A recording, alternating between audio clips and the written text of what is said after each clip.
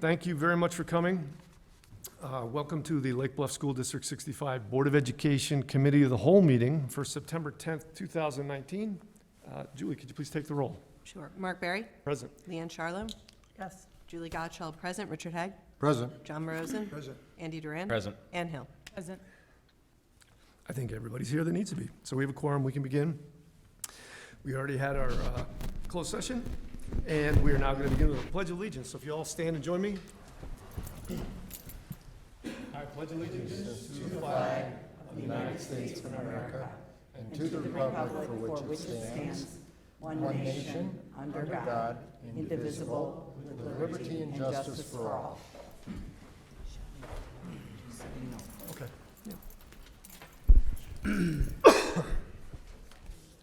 So, as I said, we are going to switch things around a little bit today and begin with a public comment surrounding our policy discussion having to do with the use of facilities at the middle school. And I'm going to begin with just a quick statement before we invite people to the podium.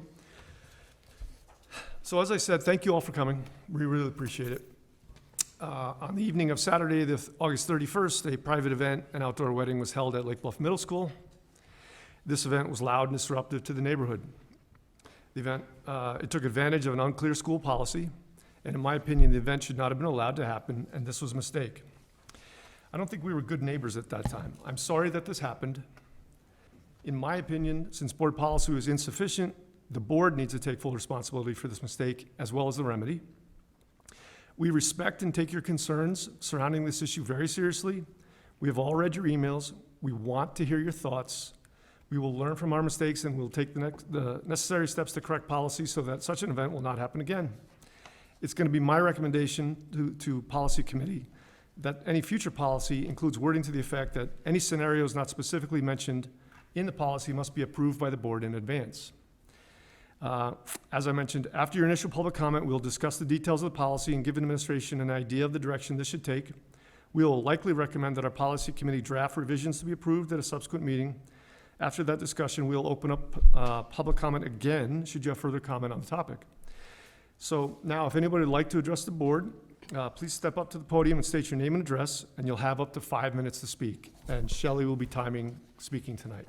I have the names of 2 people. If that's it, that's fine. If somebody else wants to speak, that's good too. Can we start with Mr. Frank Swanton? Pony?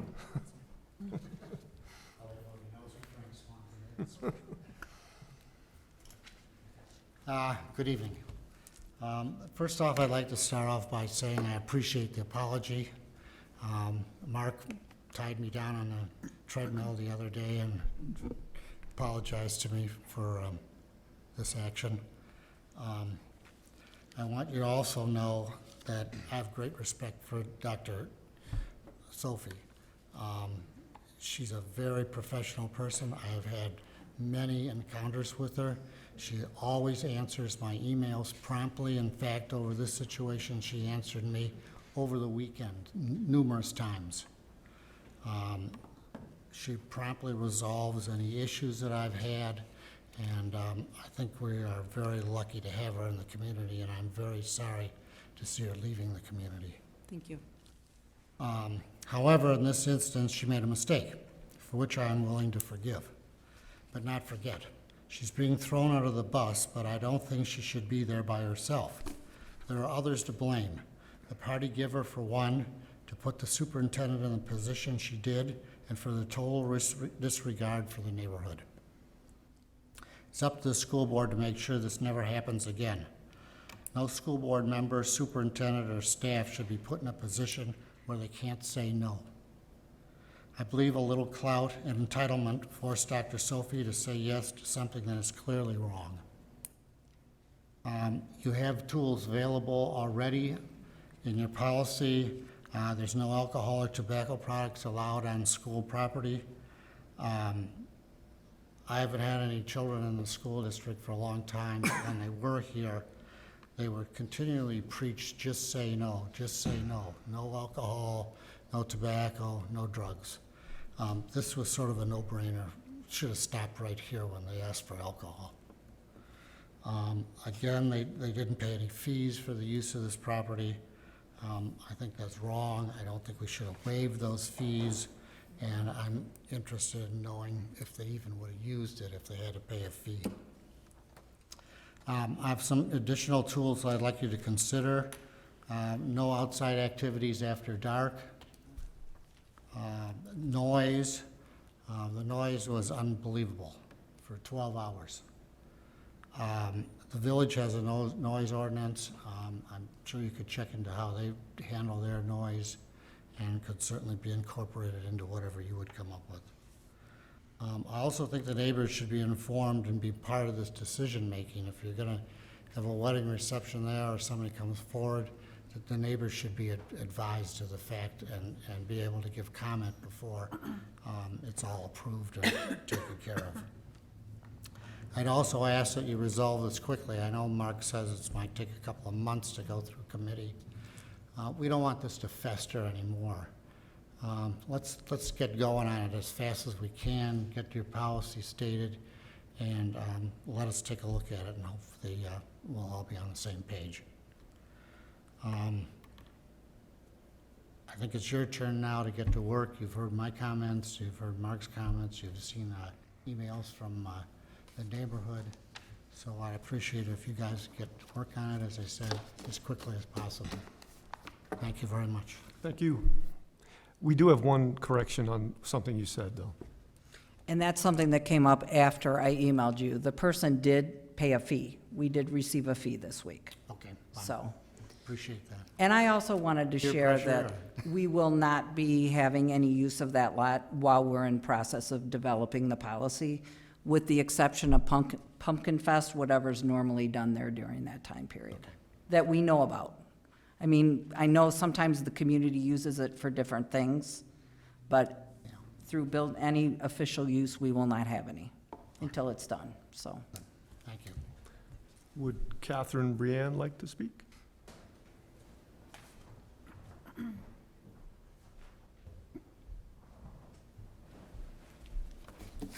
Good evening, everyone.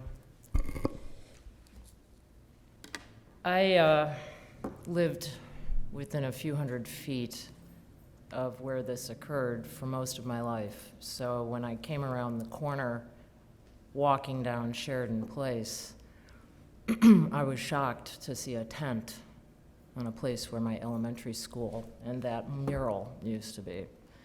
It's the last thing I ever thought I would see there. So I have to say, I can only imagine how the neighbors felt. I want to pick up on something that the previous speaker just mentioned about putting the superintendent in the position of not being able to say no, because that's exactly what happened here.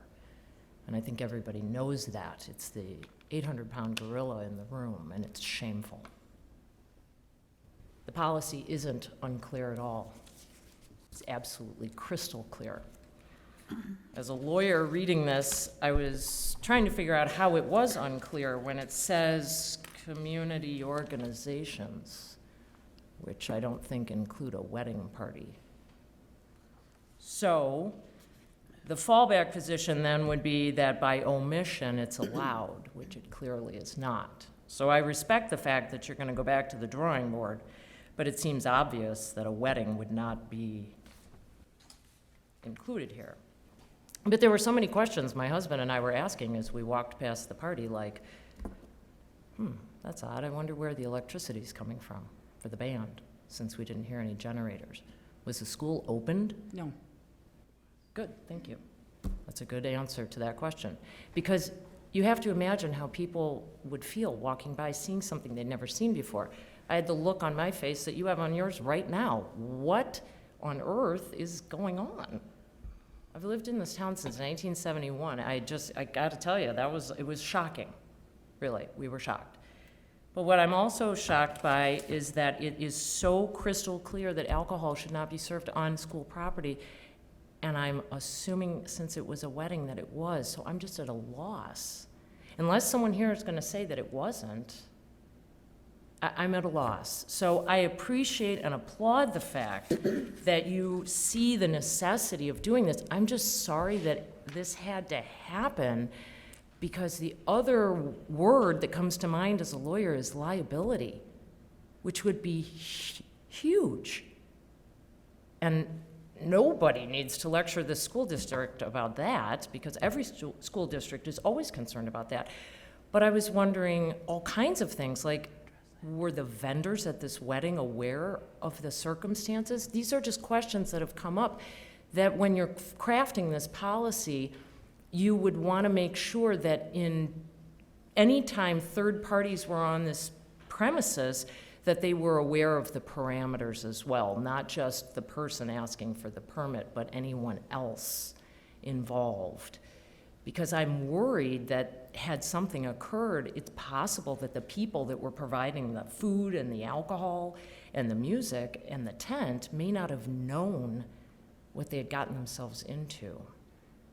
It's just a Just to thought. clarify, we did have a certificate of insurance from, Oh, okay. So everyone knew, can't speak to that. I okay, can speak to that, we had a certificate of insurance from, from, Do you know who it was from? They went out and purchased a policy that, and they also, indemnify the To- district? yes, the district was named in the policy. It was a one-day policy. All of their vendors needed to provide workers' compensation and all of Right.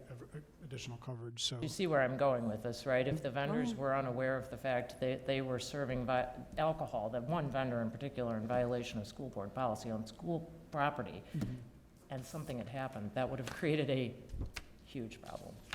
That's my concern. That's my concern, is when crafting this policy, that all of this is gonna be very difficult to do. It's why maybe the best solution is to say, this is school property for school events, period. thank you, Catherine. Thank you for your comments. Does anybody else would like to address the board? Yeah, We have one more. one more. Please, you have to come to the podium, please. State your name and where you live, please. I'm Christine Claywitter, and I live at 130 East Sheridan Place. It sounds to me like the school board didn't know that alcohol was going to be served. Is that correct? Was there We're here to a take the comment, not request? to provide all the answers, so I'm sorry? we're here to take your comments, not to provide answers at this point. Legally, Well- just to clarify something, legally, we are not allowed to talk as a group unless we're in a meeting that's been posted. So the 7 of us haven't talked about this issue until tonight. We're Okay. aware of it, but we can't respond because we wouldn't be behind the scenes having a conversation to be illegal, and we really honestly do honor that. If that makes Okay. sense. Well, I would suggest then that you determine whether that was known at the time the permission was given. Because, as we've all discussed, it is in violation of school board policy. One of my concerns was when we saw porta potties being set up and a generator in the tent, we didn't know what was going up across the street. I thought perhaps it was Shakespeare on the Green, but I thought that would normally be on the green. But we called the police department. They did not know what was going on at the school. My husband went across the street and asked if the porta potties could be moved, and they said that they couldn't do that because they were right across the street from our house. He said he would call the police, and instead, they called the police on him. And the police came to our house and questioned my husband, Michael, about why he went over and spoke to the people. We didn't even know what was going on over there. We were informed at the time by the caterers that it was a wedding, and porta potties were set up across the street. I mean, the whole thing was just out of the blue. And whether a fee was charged or not, to me, is irrelevant. It's not about a fee, it's about allowing that space to be used for functions that are private and that are not related to the school, and there was no notification. And I think that we finally got a letter on Saturday morning, the morning of the event, because I think probably the caterers notified the person that requested this permission. And I don't think anybody wanted to go over there and interrupt a reception, but we were essentially left with no recourse. The police said that they didn't know what was going on. They said that they had permission. We got conflicting information, actually. When I called over to find out what was going on, they said they didn't know. And then when the police officer came to our house, he said the noise ordinance had been suspended because they'd been given permission to have an event there. So essentially, none of the neighbors had any recourse. I addressed an email to Dr. Sophie and Kathy O'Hara. Kathy responded to me and said that the village had nothing to do with it. Well, there was a disconnect somewhere, that the village didn't know what was going on, the police didn't know what was going on. There was no recourse for the neighbors when they called about whatever complaints they had, primarily noise. So I think that's very concerning, and Duly that's what I'd noted. like to say. Duly noted. Thank you. Thank you for your comments. Anybody else like to address the board? Please state your name and where you live.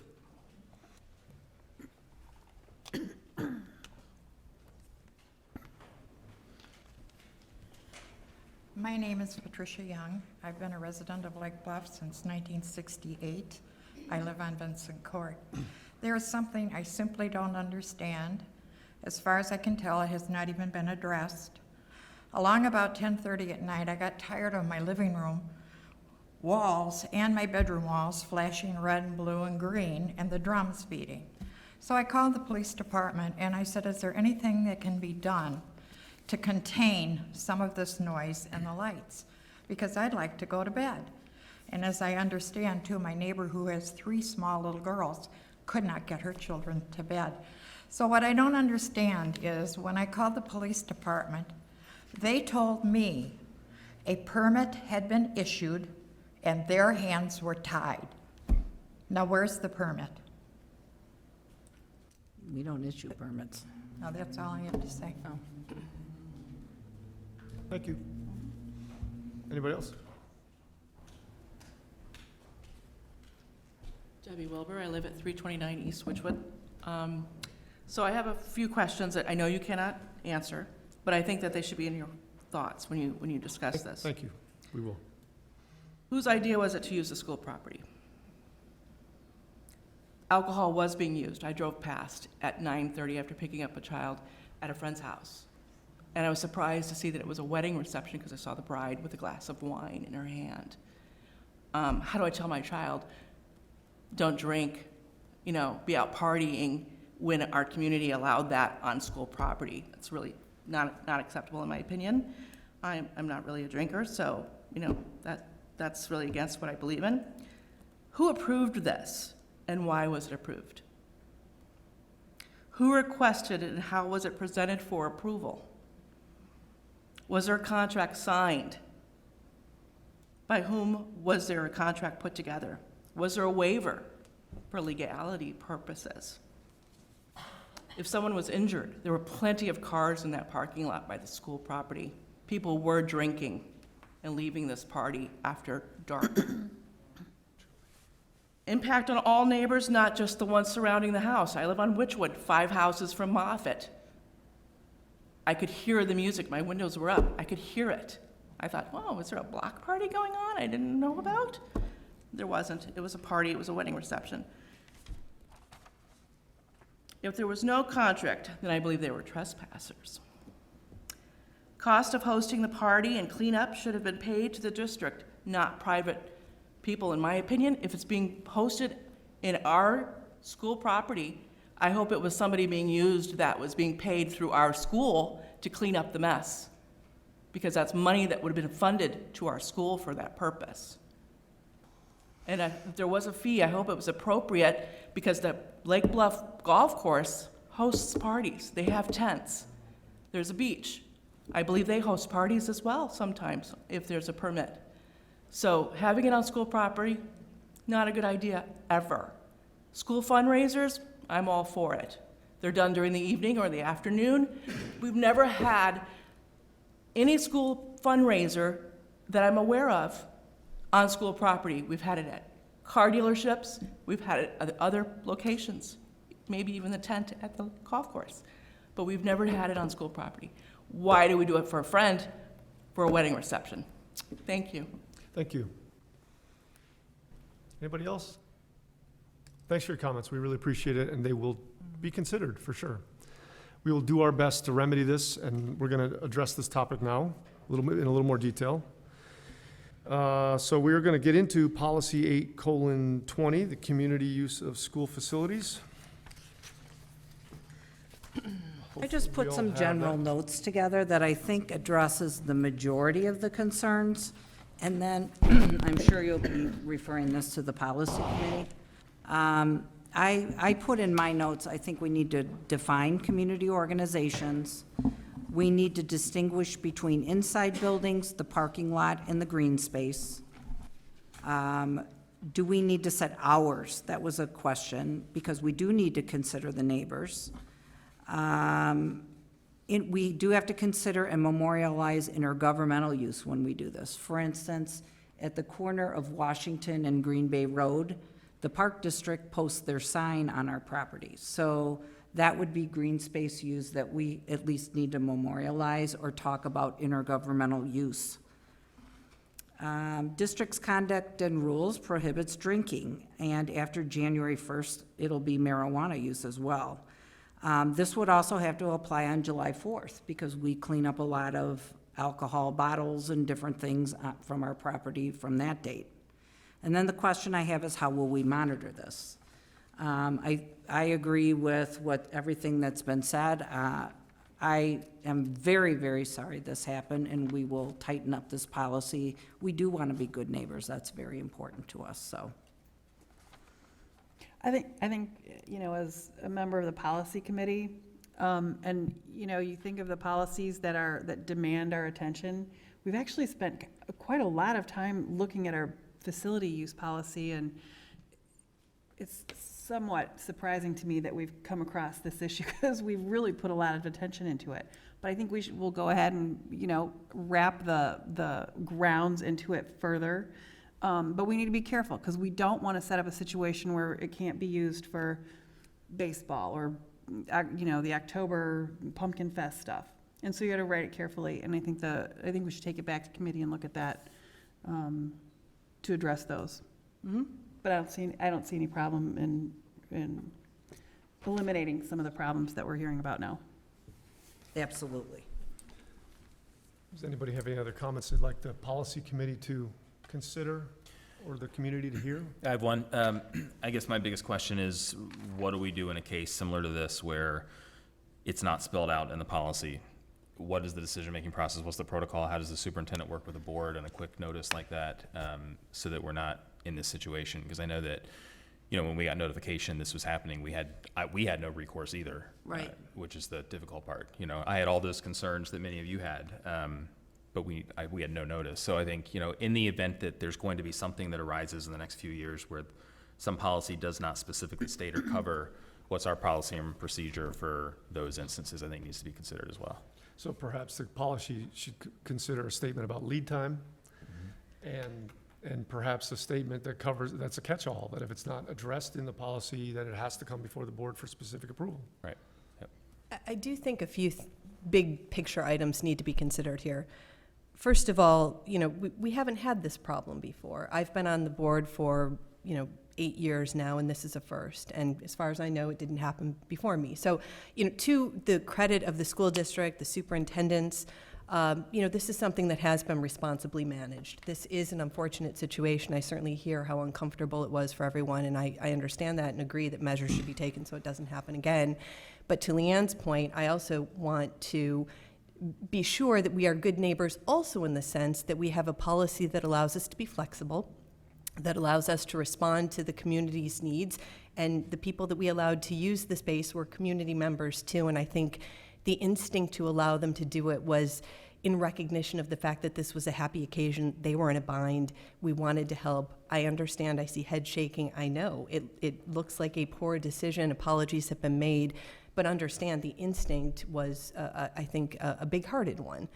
So we do want to maintain the flexibility to have different situations and respond to them accordingly. So I do want to see some discretion kept in how the leadership can act in these situations. So again, I just think we have to be careful, and the policy committee will take all of your comments very seriously, as well as our past experience into account.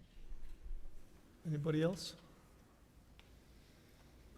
So if there's no further discussion by the board, I would then move that we would open up the podium to anybody who would like to say anything else, or if we've touched on something that you hadn't thought about and you have a comment, to please address the board.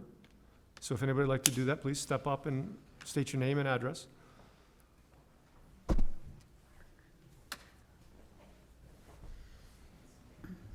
I'm Jan Ramito. I'm at 353 Vincent, right across the street. All I'd just like to mention is that I would appreciate it, and I think all my neighbors would also, that you keep us in the loop. That if this isn't going to come up for another public discussion for another month or 2 months, whatever it is, that you are communicative, because I think that's what was lacking. I think that was the big thing that we're mostly upset about, is there was no communication about this.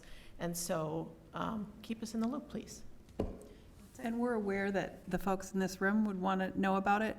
Just for anyone who might be watching, we'll also post ahead of time on our agenda that we'll be discussing it, and people are also welcome to follow that process, because we'll talk about it more than once here, so that people have a chance to respond if they feel that there's something that was overlooked or left out. Anybody else? Just one little comment. Because we're recording, we got to use the speaker, the microphone.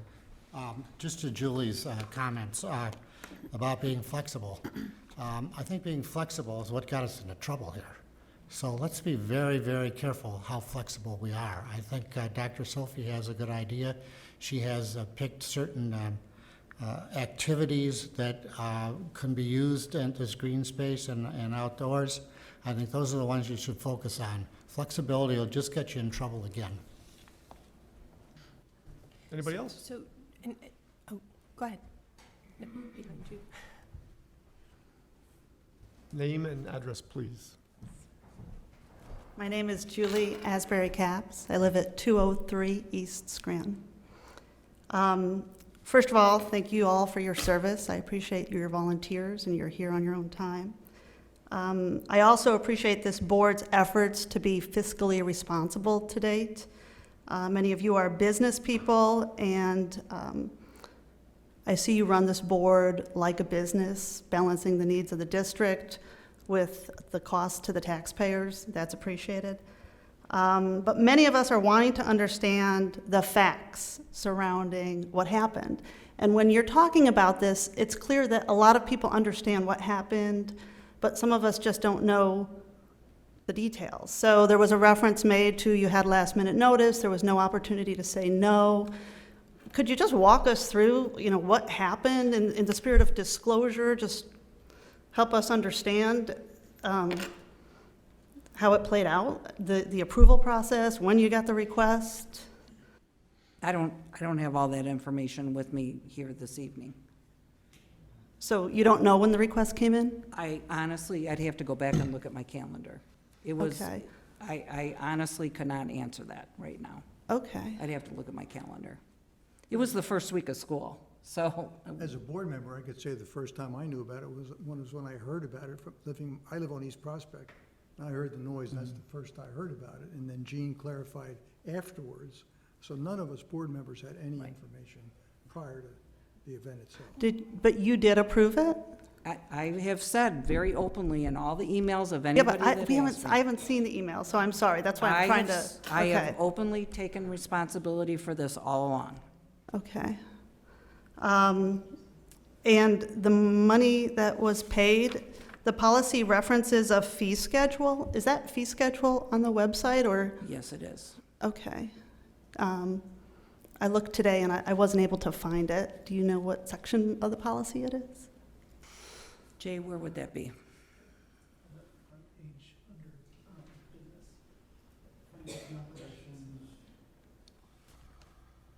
Can you just tell us how much was paid for the permit? I don't have that information either. Jay may have it. $75 an hour is the rate in our policy. Okay. $75 an hour? Okay. Right. So were the utilities from the school utilized for this? No, Yeah, I just want to be clear, because I don't want this to turn into, and I think the board policy is that the open comment session is for comment and not for answering questions. Not that we won't get you that information, we will if you want it. And we can perhaps have another time, if you submit your questions, that we open, answer the questions in an open forum. But I don't think it's appropriate to have it turn into a Q&A. Okay, I'm, again, looking for facts, answers, full disclosure. so if you state your questions, Yeah, they'll be noted. And Okay. you'll be responded to. okay, that's fair. And Mark, thanks for the way you're handling this and prioritizing it. It's Class A and much appreciated. Okay.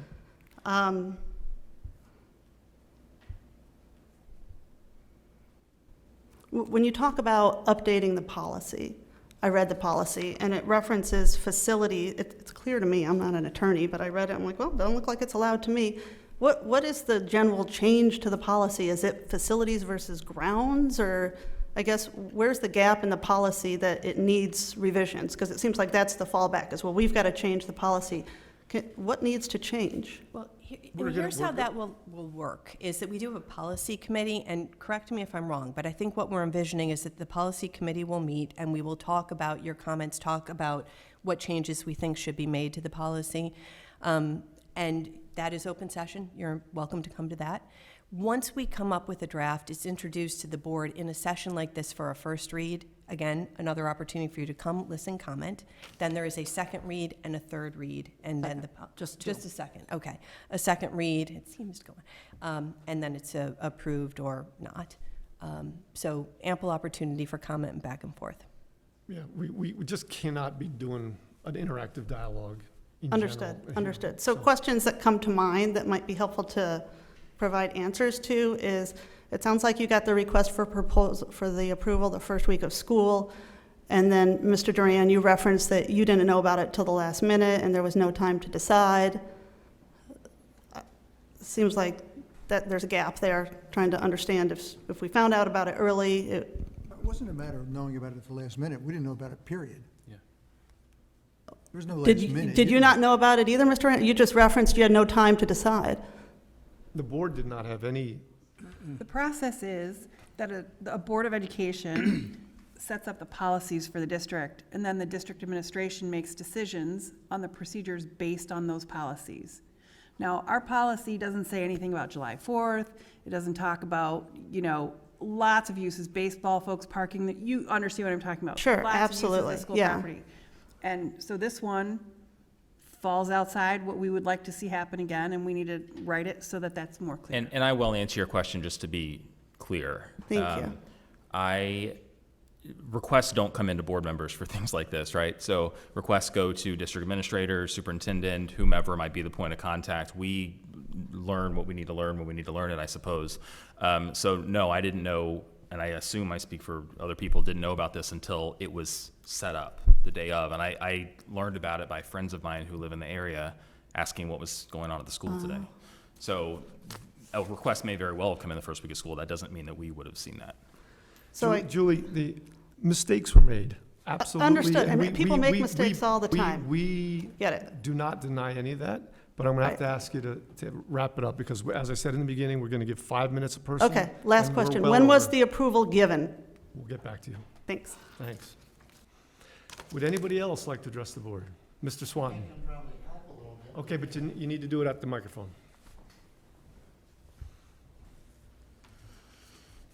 I requested the email correspondence from the village regarding this.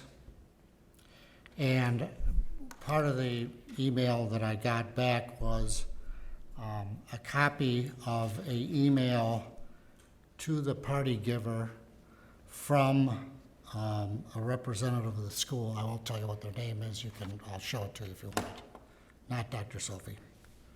And it says, "It was nice talking to you today. I have attached the form along with the requirements for the certificate of insurance.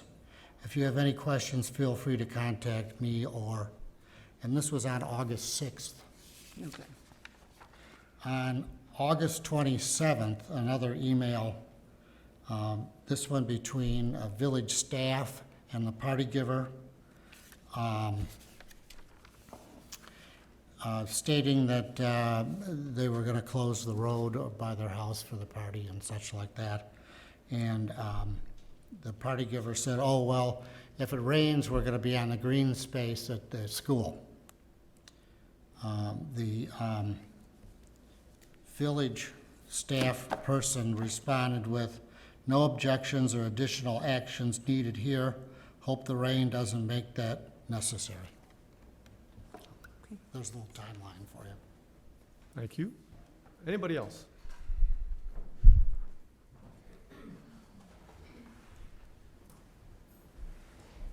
Just a couple quick constructive thoughts for you. When crafting this policy, it seems like the timing might be something to include, because you were talking about it being last minute, which clearly was very problematic. So perhaps you can, whatever is workable for you, you know much more about how this would best suit your needs, but at a minimum, 5 business days, 7 days, whatever it is, so that this kind of last minute thing that happens just can't. And the answer can easily be, no, I'm sorry, we don't do this at the last minute. And that then, so it seems like this was, I get why you're saying it's a mistake, but that, I think it's just one of those things where we have to learn from this as a community. Certainly, I know you're eager to put this behind you and learn from it, but there was intent here, which means, to allow this to happen. A mistake is like, oops, I locked my keys in the car. But that's why I know the look you're giving me is like, well, it was a mistake in one sense, but it was allowed to have, somebody said yes, and so I guess what you really need to do is craft a policy that makes it easier for you to say no, even when there's gray area. Because I also hear you saying this was the omission of this specific type of event created a gray area that made it difficult to say no. So there are myriad issues here, that being one of them, but I also think when you enumerate things sometimes, and I'm sure legal counsel would agree with this, you can run into trouble. Leaving things out. So we say, for everybody that's really thrilled by ordinances and legislative interpretation, how you craft that, leaving things out leaves a gap, but it doesn't have to, because then you can also enumerate prohibited uses. So I would put in a section on prohibited uses, and it clearly, weddings will be first. Quinceañeras, Sweet 16 parties, anything like that where there's going to be a DJ, because clearly, I mean, I'm thinking of my friends in my old neighborhood, Mrs. Young, Katie Reeves, hi, and like I get what you're saying, because if my dad was still alive, Roland would have been out there like, what the heck? So I can see where any type of loud music so temporal aspects, what time of day would uses be prohibited? I think after, music after, and then the neighbors, we could do the Swiss route. The neighbors directly affected always have the most to say. That's what they do there. So just a thought there in terms of few things that might be helpful, and then I'd be, I think that's kind of it, because that's what I hear people really noise. And also some kind of liaison with the village and the police department so that they're aware and that neighbors don't have, my God, what happened where the police show up at their house? That's the worst case scenario for someone. And I hear what you were saying, Julie, about wanting to be a good neighbor to the neighbors, but that then it got completely Alice in Wonderland and turned on its head. So perhaps a tripart there, using the village and the police together to make sure that all the bases are covered. Thank you.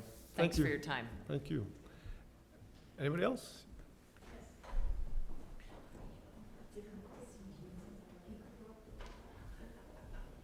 Again, Christine Claywitter, 130 East Sheridan Place. I would just suggest in your follow-up that you be very transparent with the public as to how this request went through. Who did it go through? I know Dr. Sophie is taking full responsibility for it, but I think we probably all have a sense here that it went through certain channels that have not really been disclosed to us. And I think we'd like to know what those channels are. Clearly, it sounds like the school board really didn't know about it until the very end. So I would just suggest being very transparent when you follow up with all of us. Thank you. Okay. Anybody else? Thank you for coming.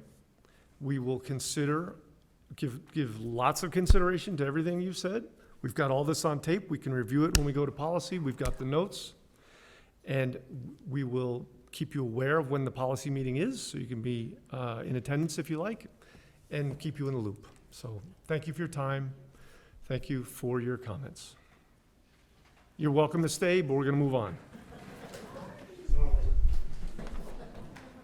All right, so now we move on to, We're gonna cut out the goal one. We're gonna do this and goal one and Jay's budget thing. So I'll just direct you. we're going to go to the sixth. We're gonna do 6-day enrollment. So we're going to start with Dr. Rubenstein's presentation on the 6-day enrollment trends. Actually, can you just send your sorry, can you just pull up the presentation?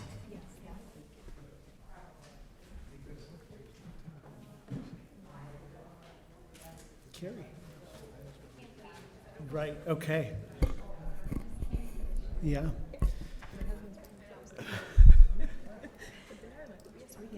All right.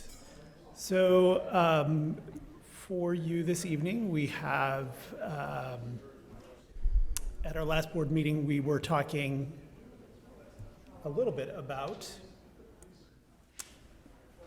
our enrollment, and we wanted to provide an update to you about our enrollment. And so with that, I will just move right into it. So is it on? There we go. So with that, our enrollment, and this is in your packet this evening. So our enrollment at elementary school is 580 students as of the 6th day, 324 students at Lake Bluff Middle School, for a total enrollment of 904 students. That combines actually the students who are placed outside of the district. Some interesting facts here. We were able to predict the size of the incoming kindergarten class within 1 or 2 students by the second week in February. So even though we didn't have everybody registered or fully into the system at that point, we were able to, we had about 50 to 60% of our families who had registered already, and so we were able to pretty accurately predict that. The average class size at elementary is 18.5 students, with a low in, excluding pre-K, low of 15 in kindergarten, to a high of 23 in 5th grade. Average class size at LBMS is 17.9, and there's a range in there of 12 to 25 in the sections there. Outside of kindergarten students, we welcomed 77 students new to Lake Bluff this year. And amongst new students, 12 different languages are spoken, including Spanish, French, Telugu, and Mandarin. And so we're getting students from lots of different places. So that doesn't really tell the full story. So you asked us to take a little bit of a look here at the historic enrollment. And so since the 2012-13 school year, which is when Dr. Sophie began working here in the district, overall enrollment has increased by about 4.4%. LBES enrollment has grown by approximately 6.7%, and that's driven primarily by the pre-K program, and LBMS enrollment has stayed relatively steady. So it would be easy to take a look at this chart and say, you know, that's the full story. What we have noticed across the district over the past several years is that there is really a shifting demographic. And so we'll start out here with our students with disabilities, which the numbers have remained relatively steady. So you can see, and the students in disabilities here in light blue are just students with IEPs.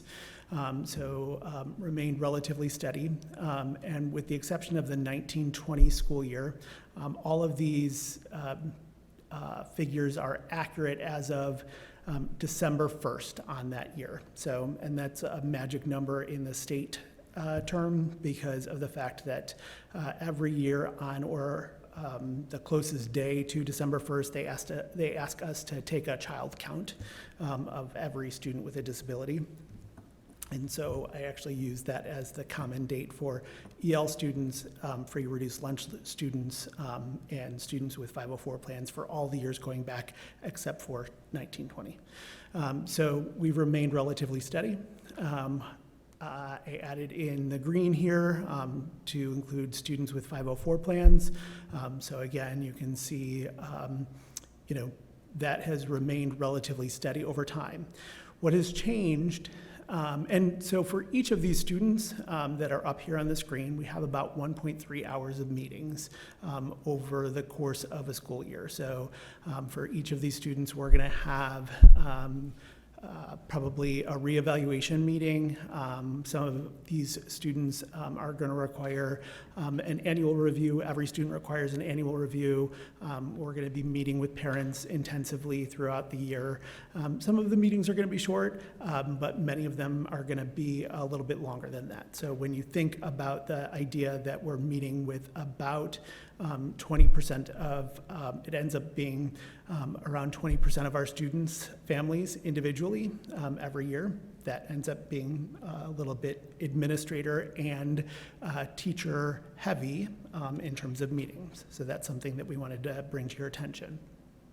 When we add in this red line here, we noticed that our English learner population has the percentage of English learners has increased by about 75% from 1.80 to 7.63% this year, and those numbers are still increasing. We are at the point right now where we are still identifying you have the first 30 days in the school year to identify students with English learning needs, and you're required to screen any student who comes into your district who marks on their home language survey, which is something that you fill out when you register for the district, that they speak another language in the home. And so we're still in the process of screening some students, and it's a very methodic process, so that number could increase there. So that's one thing. And each of those students gets specialized instruction. And then the other thing that is ongoing right now is that the percentage of students who are receiving free and reduced lunch fee waiver, those numbers are not interchangeable, or that term is not interchangeable, but the numbers are similar, has more than doubled in the last 8 years. So from 6% to 12.61%. And again, those numbers are going to change by December 1st.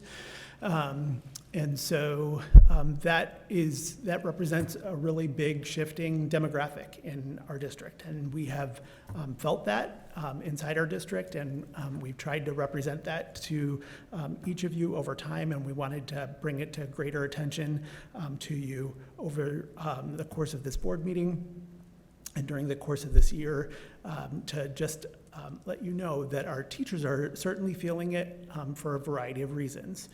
So I was asked the last time that we talked about this, like what the overlap looks like. And so I added this slide here. So there are 14 students who fall into all three groups, who are students who receive free and reduced lunch, who are also students with disabilities, and who are also English learners.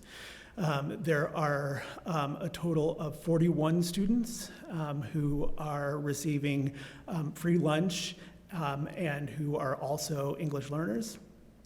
And there are a total of 24 students who are students with disabilities and who are also English learners.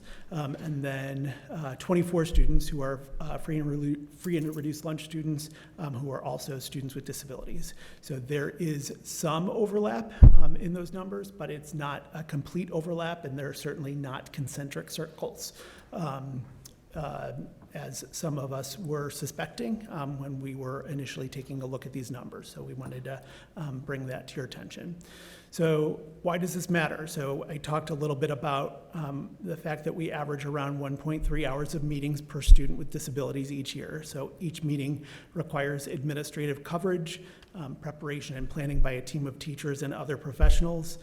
Each meeting requires reporting and paperwork before and after. So those state reporting requirements are not to be understated. Actually, we were talking about it at our NSSED directors meeting today, that they are finding more and more errors in other districts that they are having to go back and correct from earlier in the year from administrative assistants who had put different things in incorrectly and that sort of thing. And so that's why people in the central office and that sort of thing are really important staff members, and it has to be done accurately, and it's no small task. It's also important to point out that I think that when we talked last year about differentiation at the board meeting, for every student with a written plan, we're required to follow that plan. So there are accommodations and services and differentiation. Sometimes that requires professional development, and that professional development can be unique. So it may require that we get together a day or two ahead of school and train every teacher on how to care for a child with a specific behavior intervention, or that we pay teachers after school for specific types of interventions related to writing or what have you. It's also important to point out that when we have students who come from low-income backgrounds, we pay for their participation in our activities, and I know that you know that. So, for example, this year we have 18 students in 8th grade with fee waivers who are, all of them are eligible to go on that Washington, D.C. trip. That Washington, D.C. trip costs about $1,000 per student, a little bit over $1,000 per student. So that money has to be budgeted, included in our budget. Chronic absenteeism, as you know, is included as a part of our ESSA rating, impacts our overall school ratings. Evidence suggests that students from low-income backgrounds attend school at lower rates than their peers, and they require a much higher level of staff intervention. And you'll never hear a complaint from any of our staff members about that higher level of intervention. As a matter of fact, I think every one of our administrative team members enjoys actually working with students from low-income backgrounds. I think that the challenge becomes when we are working really extra hard for a smaller amount of payoff, and that becomes a bigger challenge for us in terms of the chronic absenteeism. So one thing that we added this morning to this presentation is that when all students enroll in the district, they're required by state and federal law to declare a race and ethnicity code. So there are several different race and ethnicity codes that they can choose from: Hispanic or Latino, American Indian or Alaska Native, Asian, Black or African American, Native Hawaiian or other Pacific Islander, white.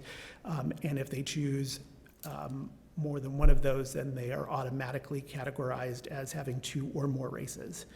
And then we use those, and the state uses those, to characterize what each of our students.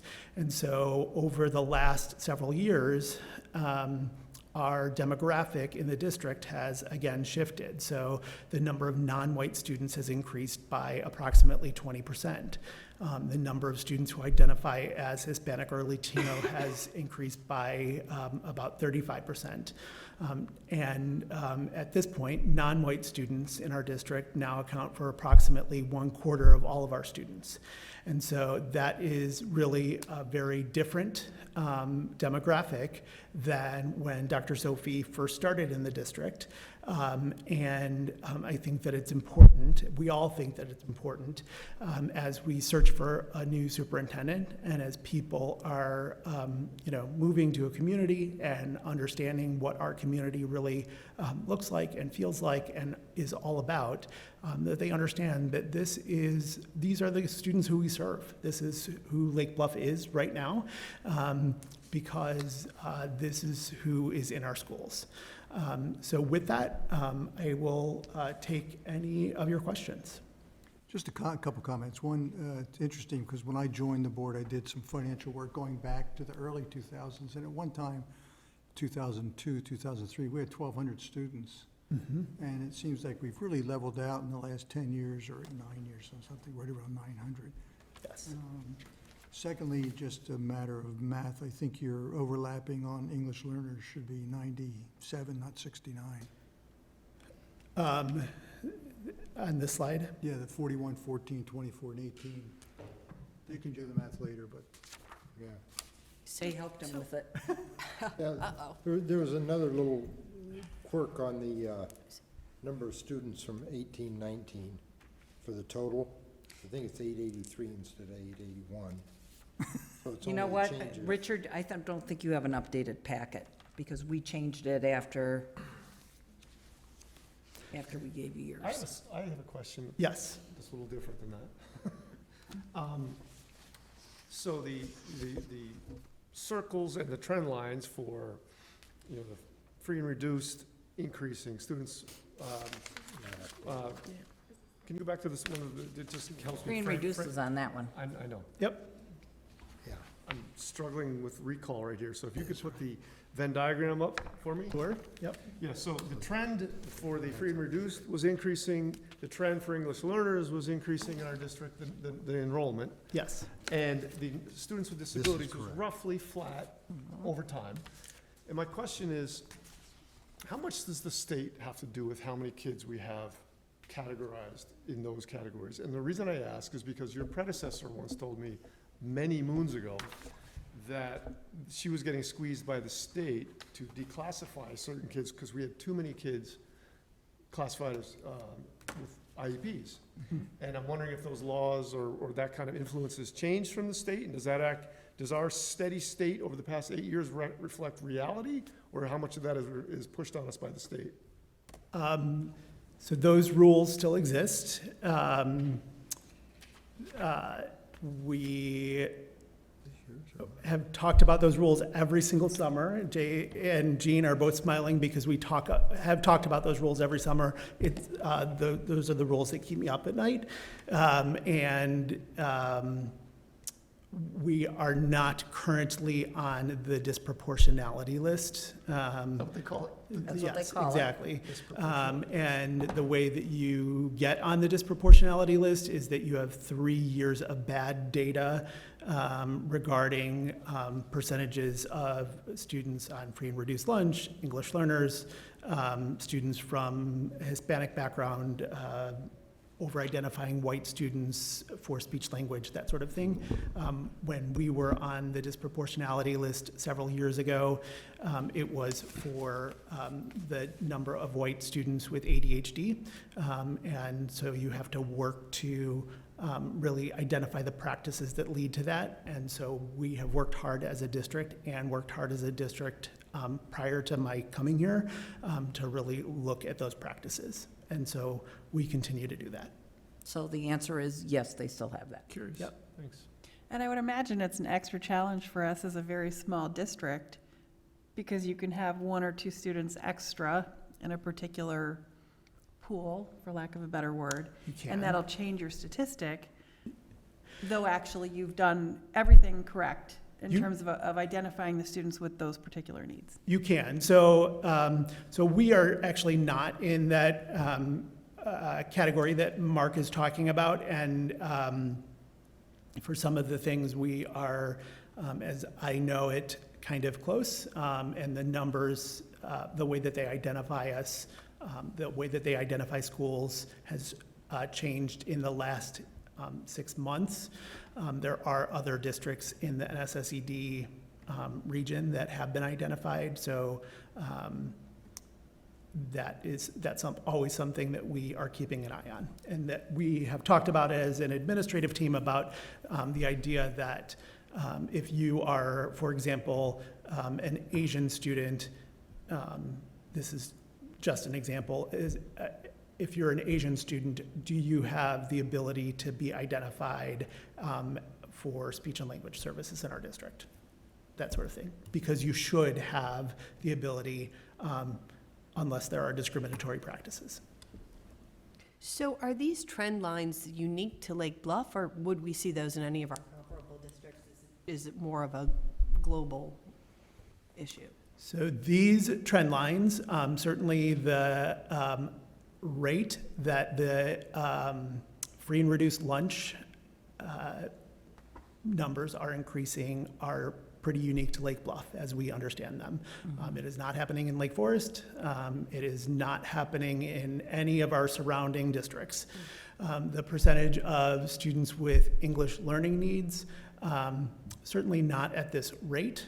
Some of our comparables don't even have that group. Exactly, yeah. So like Oak Grove has started to have English learners over the last couple of years, but they have just started to have them. Lake Forest just started to have English learners over the last year, but not at all to these numbers at all. But yet, if you look at the general aggregate in the state of Illinois, last year they were saying 1 in every 2 kids is free and reduced in the state of Illinois.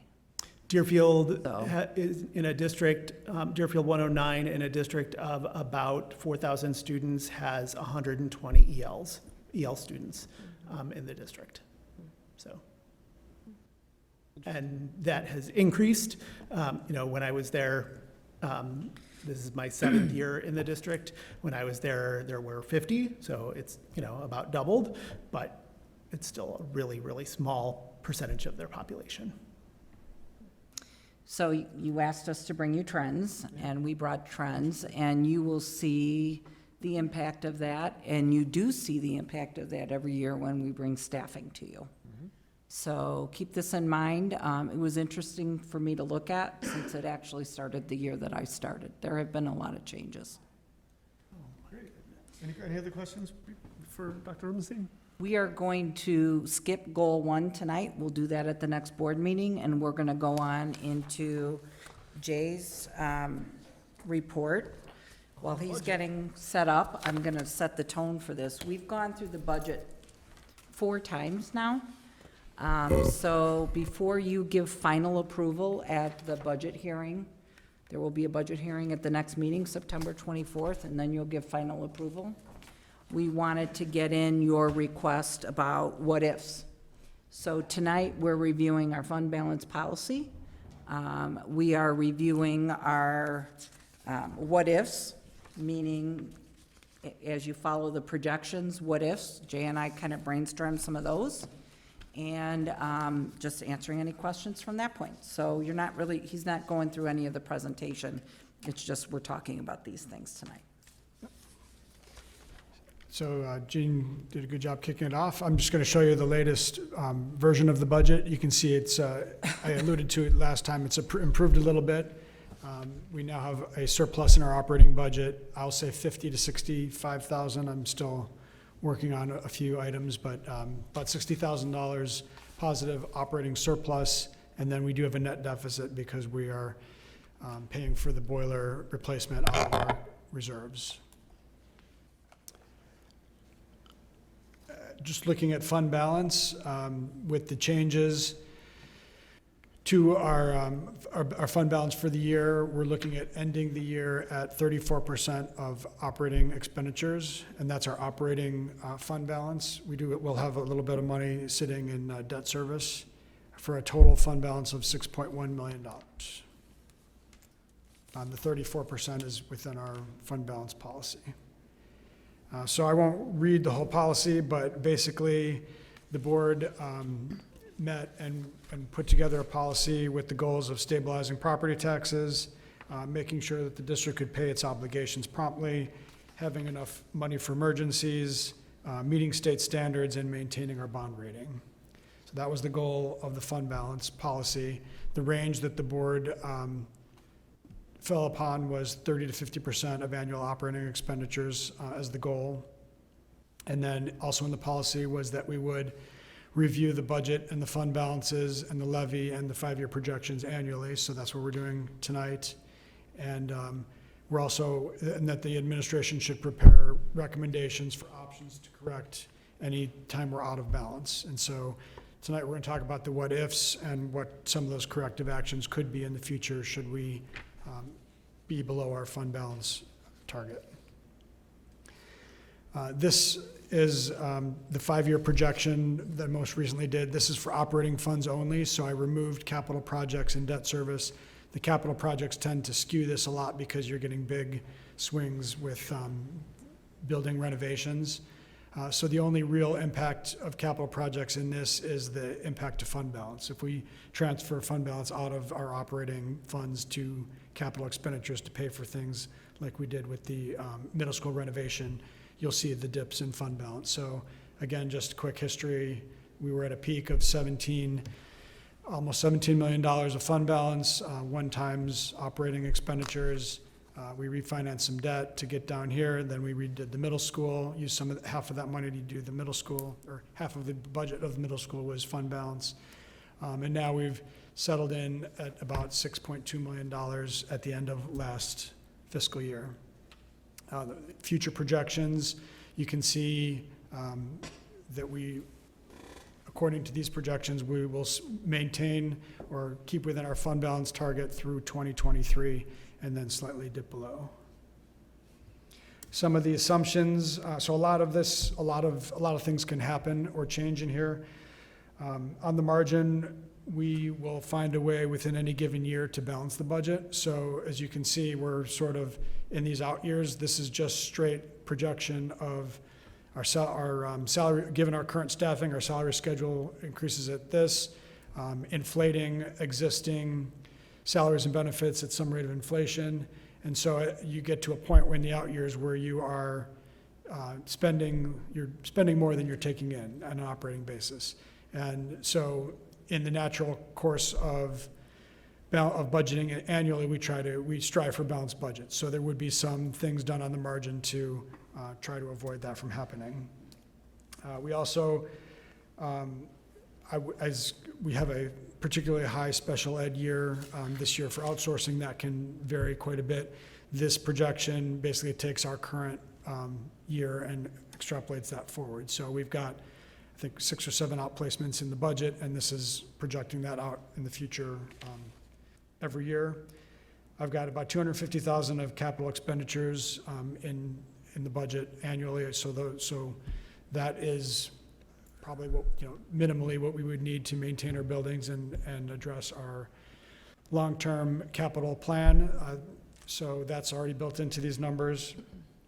I am factoring in some administrative turnover, so as we change out our administrators, usually when you bring in a new administrator, their salaries will go down and then they'll creep up over time, so all that is baked into this. And then also, there is just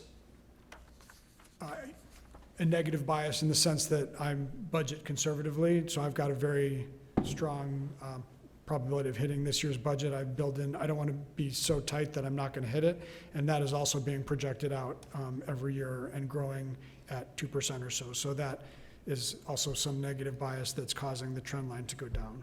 Jay, just a quick question. Sure. In absolute dollars in 2024, the 30% number, what would that be? It's 4.6 is obviously the number that you're projecting, but what would the 30% number be? So I see what the delta is between the two. Probably $1 million more than that, like So five and a half. About $1 million off, okay. And the second question is, what's the state minimum to maintain our high financial standard? 25%. 25, so we have some flexibility there as well. Yeah, and it's 25% of, and what they consider operating funds are education, operations and maintenance, transportation, and working cash. So What's 25% in that out year? What would 25% what would the 25% number be in absolute dollars, do you know? I'd have to look at those particular funds. It'd just be but interesting to look at, because that's as far, You would want to dip below that. Yeah. Mhm. I mean, when we established the boundaries, as the board, as at least the existing board recalls, the upper boundary was established to prevent hoarding tax Right. dollars in the future. Exactly. And that, that's a limit that we put on. The lower number isn't a limit that we put on, it's a limit that we think we can live by. Right. And we just established 30% as an acceptable number, but that's not necessarily the number that the state can live with. So, Right. so there's some flexibility there as well. And I'd say we're probably at or below 25% there. Yeah. Because we're well below the 30%, and there's some other funds that aren't even included. Although if you So- make some of the adjustments you just suggested in your conservative budgeting, it could be much, much closer. Right. Exactly.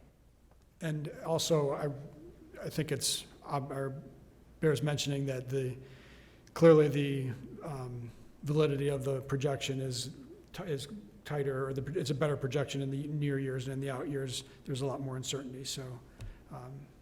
I'm going Just to some things to keep in reiterate mind. what Jay said, though, because I think over the course of all these years, we've abated taxes, we've refinanced some of our bonds, we've equaled out the tax rate for our taxpayers. What you don't see is in 2029, which is now 10 years or less, the majority of our debt will be paid off.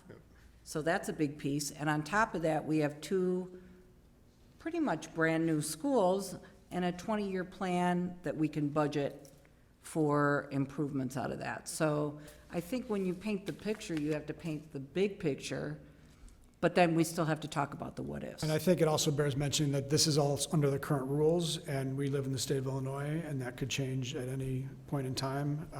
And because we are a more well-funded district, when the state is looking to provide more money in education to districts that are not as financially well off, they look at districts like ours and try to rearrange things so that we could be receiving less money, or and that money could be shifted over, or property taxes are very big in people's minds, and if that is our main source of funding, and if they try to move to more of a general state aid model where they take away from property taxes and move the money to general state aid, that could hurt the district as well. And those are things we just will have to address when and if they ever I happen. suggest we reconvene in 2029, have Gene and you reconvene. And see how we We did. did. I or how won't poorly be we living did. in Illinois then, just so you know. So just to be clear though, Gene, everything you said is true, and we should all be proud of that. We did a great job of that, but this We is. still have to this- talk this- about what ifs. This is operating funds. This Right. is not debt, right? And so the trend is still, given everything you said, and hopefully you're so conservative that it actually curls up, that the trend curls up on its own. We still need to have this conversation about.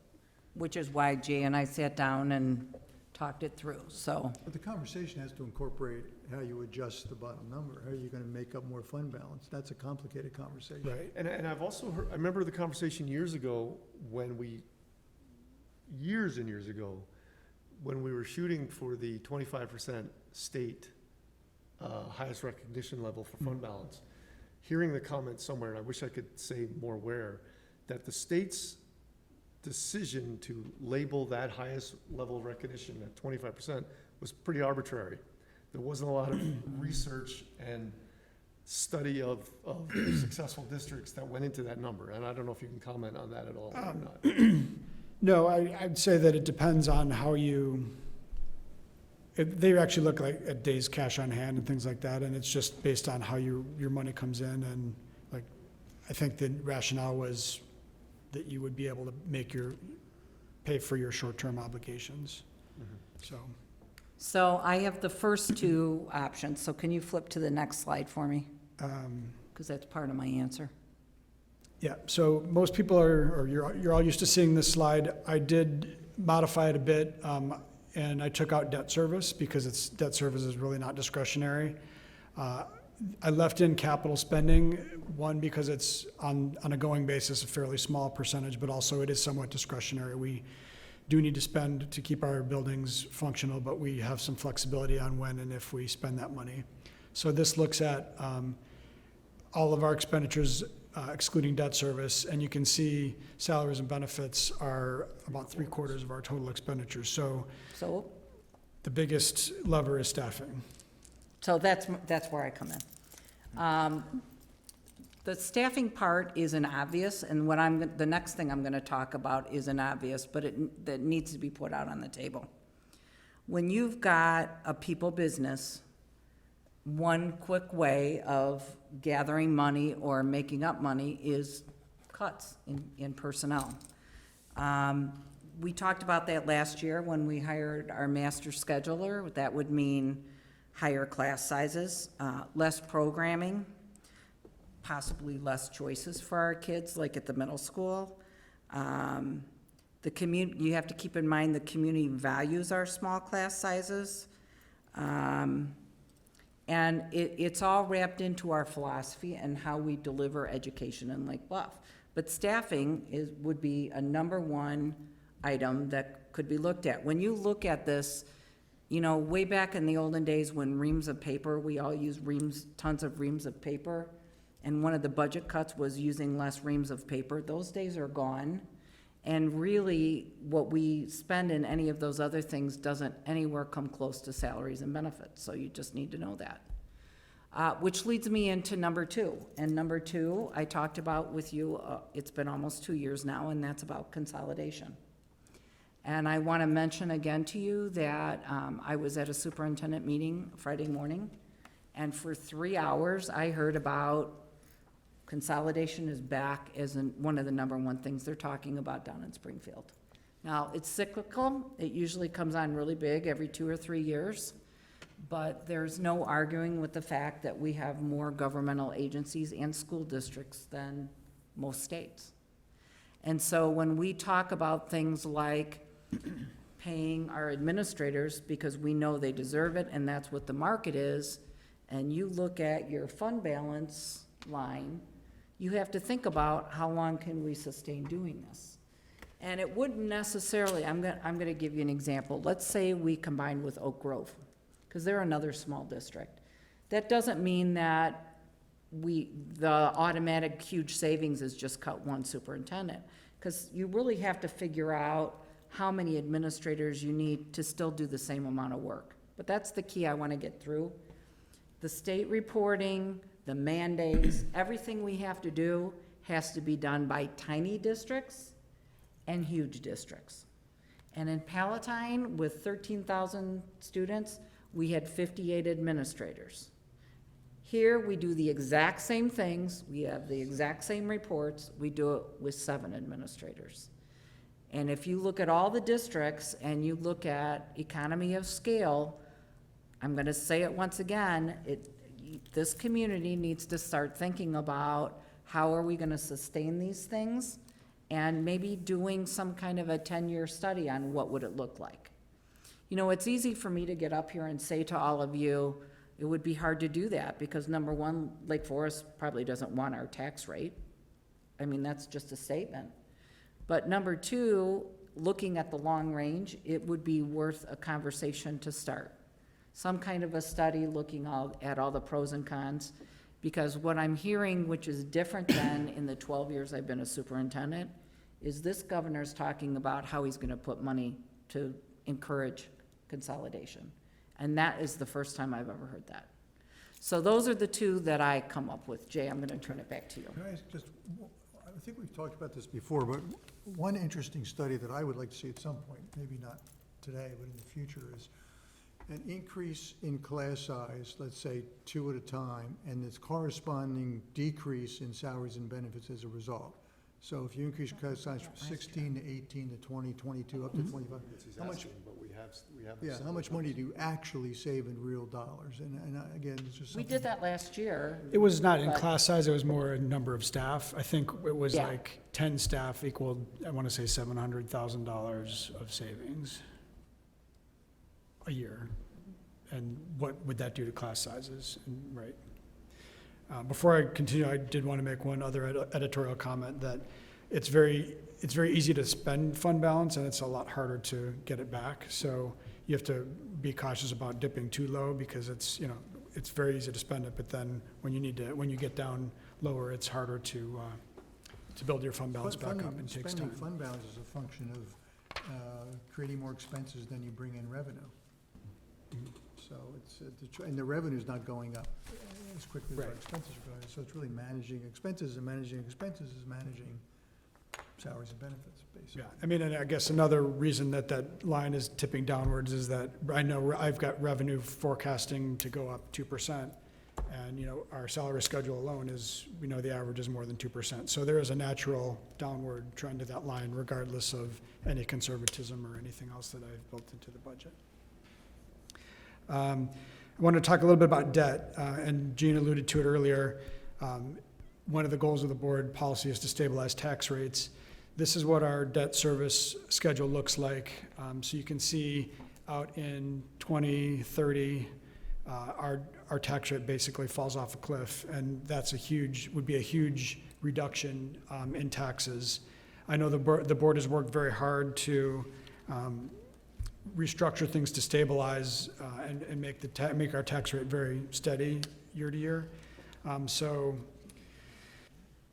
order to level out payments and maintain a stable tax rate. So one of the things that would be an option should we need to help our fund balance and also just to keep things steady for taxpayers is to basically borrow debt into the future so that we don't have such a huge reduction in tax rate, keep the taxes fairly stable, and use that money to spend on capital projects and things like that, so that you're not swinging your tax rate all over the place. Well, and assuming that we will need to borrow at some point in the future, 2029, we can get together and talk about it. But it's also important to maintain some level of fund balance to not have your bond rating affected. Right, exactly. And my understanding is we've already had a lower bond rating. So Correct. I'm just pointing that out, I guess especially for, The lower bond rating was there Newer. when we had $17 million in fund balance, too. Yeah, there's other you know, things. so I'm but- saying, Makes no sense. that doesn't help, if we're looking about thinking that we don't need such great fund balance, I just think that's one factor we have to keep in mind. I think, Important. yeah, I don't think that I think it would be the low probability that it will actually end up looking like this, because I think we will need to or should borrow some money in the future, but to take advantage of this structure in doing so, either to refinance some of this up here and move it out, or to borrow additional money and use that for capital expenditures rather than operating money. So if I'm understanding, the danger years, quote unquote, is really 2023, when the fund balance dips, to 2030, when we will have capacity to borrow without having a tax implication that. Right, so depending on the call dates of our bonds, you could potentially take some of this debt that we have out here and move it, refinance it, or I'm thinking that we're not actually gonna dip below 25% out 5 years from now. We will be working hard every year to try to prevent that from happening and push it out so that we could get out to 2030 or so before it became an issue. Okay.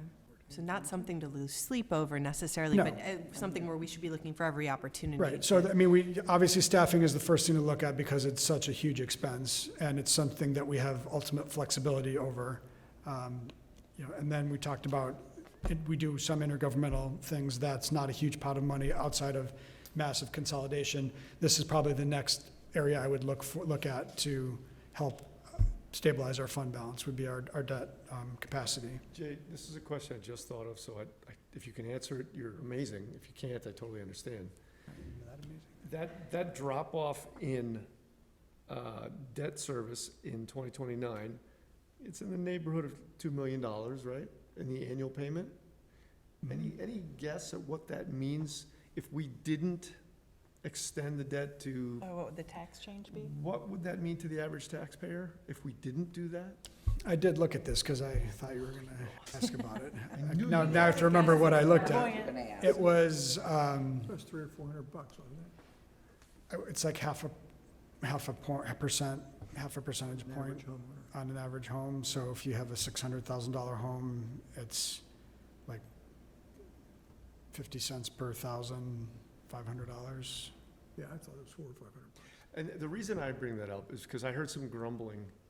The Park District just did that. Did what? Took advantage of the drop-off in debt service by shifting, not exactly what we did, but I think they increased the operating levy a little higher to make, so the overall levy wasn't very different to the taxpayer. And I heard some people complaining that they would have liked to have that in their pocket rather than the Park District getting it. And I know we're always talking about long-term. Julie and I and other people have said things like, some of the things we do are not sustainable, and I know people would love to have their tax burden. Right. Well, I guess, If nothing symbolic, even if it wasn't substantial, maybe some symbolic gesture. and the other thing about that is if you do decide philosophically you want to do that, I think it would still be wise to borrow the money and then abate the debt service, because that still allows you the flexibility to levy the taxes you need if you need them without going for referendum, if you need it for operations. In general, having debt service as a school is good because you have ultimate flexibility. You can change it year by year in terms of how much you want to extend to the taxpayers. Whereas for operations, you pretty much have to continue to Because most of it's fixed. take so- CPI because it's fixed, and you can't just raise it if you need to offset the debt because you're capped. And if you lower it 1 year, then you can't raise it again the next year. So having debt from that standpoint, in fact, some districts issue debt and buy their own debt back just to have it on the books so that they can do things like that. Not suggesting we do that, but. No, yeah, okay. There's a lot of ways to look at it. And then, so we also were, in terms of brainstorming, those are like the top three. Then there's some more radical things you can do. For example, we're not required as a district to provide transportation.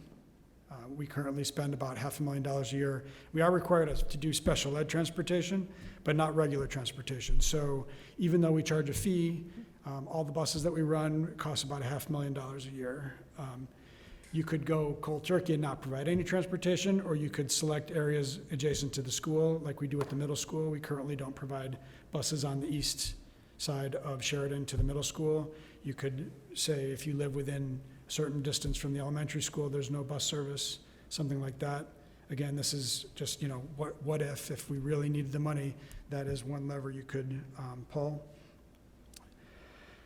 Then there's a bunch of smaller stuff. There's some opportunity for revenue. We're looking at applying for Medicaid funding, which, in the past, the district really hasn't had a population that would have achieved enough revenue to justify the work to apply for it. But as our population shifts, there are some other revenue streams that are available for that. We're always looking at operational efficiencies. For example, the transportation changes we did make over the last 2 years are currently saving the district $170,000 a year. We have 2 fewer bus routes this year than we did 2 years ago, and we've gotten some, about $90,000 of transportation fee revenue. So that was something where Olson, or actually Lake Forest High School, changed their schedule, and we had a shock of like a big $200,000 a year increase. And through just studying it and making some changes, we've almost negated 100% of that. So we're constantly looking at things like that. And right now, I think the change in food service, certainly with the level of free and reduced students we have, will be more cost effective in providing lunches, even if we don't apply for federal reimbursement. Than in the past model where we were buying those lunches, I'm paying 100% of the cost of the lunches, so paying profit margin and everything on top of it. Now we're just pretty much paying for food costs because all the overhead is already in our budget. So things like that, we're looking at, we're shuttling, we've got lots of, in addition to kids who need services for supplemental and remedial purposes, we have a lot of gifted students, and we're currently busing them to the high school or to the middle school for accelerated math classes. That's very costly, and we're looking at ways of maybe buying our own vehicle and having our drivers get certified or our custodians get certified to drive those students between schools. It's a quick 5-minute trip in a vehicle that we already own that could save $20,000, $30,000 a year. So we are always looking at ways to save money and be fiscally conservative and responsible. And those are just a few examples that we work on. And obviously rebidding contracts and things like that is something that we will also do to try to keep that fund balance line from dipping too much. Can we charge more for weddings held on school property? Yeah, we can open up our grounds for wedding catering. Yeah. So that was all we had. Is there any other questions or discussion on that? That's good conversation. Thanks, Jay. Anybody else have any questions or comments for Jay? Or any other comments we want to make before we adjourn? Dr. Sophie? No, I'll be setting a policy committee meeting up tomorrow. I'll send out the emails. And that is Julie, Leanne, and Ann has volunteered. Okay. Thank you, everybody. So may I have a motion to adjourn at 8:35? So moved. Second? Second. All in favor? Aye. Opposed? So we are adjourned. Thank you.